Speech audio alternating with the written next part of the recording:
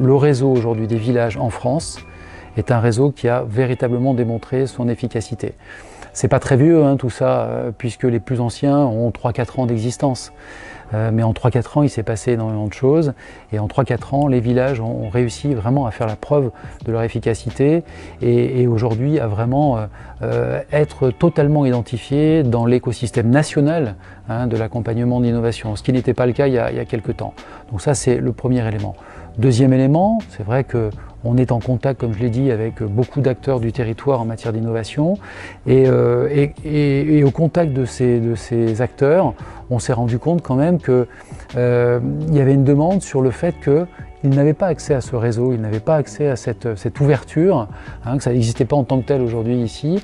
Et donc ça nous a paru vraiment important aujourd'hui de combler ce qu'on appelle dans nos échanges en interne la diagonale du vide. Quand on regardait une carte, on se rendait compte qu'il y avait un gros trou là, en plein centre de la France et on se disait que c'était quand même aujourd'hui dommage de ne pas faire partie de cette dynamique nationale, encore une fois parce qu'aujourd'hui on a fait la preuve de l'efficacité de ce système.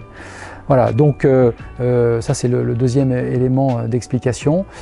Et puis le troisième, c'est aussi une opportunité, parce que par moment il y a des opportunités qu'il faut saisir et qui accélèrent le cours de l'histoire.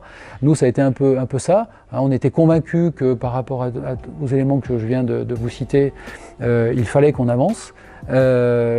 Et puis il y a eu la possibilité d'être ici, dans ces locaux, d'avoir presque 1000 m² et on n'a pas hésité longtemps, puisqu'on a eu la proposition le vendredi et le lundi on donnait notre réponse en disant banco, c'est là qu'on veut être. Et c'est là qu'on veut être parce que c'est le premier espace de coworking d'Auvergne-Limousin.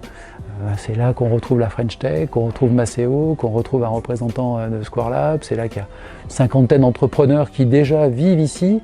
Et donc on est dans un lieu qui est vivant, qui vit, qui est facile d'accès, qui est très propice aux échanges. Et puis franchement, quand on est là, on se dit mais on offre un outil de travail pour les start-upers qui est exceptionnel, qui est vraiment superbe.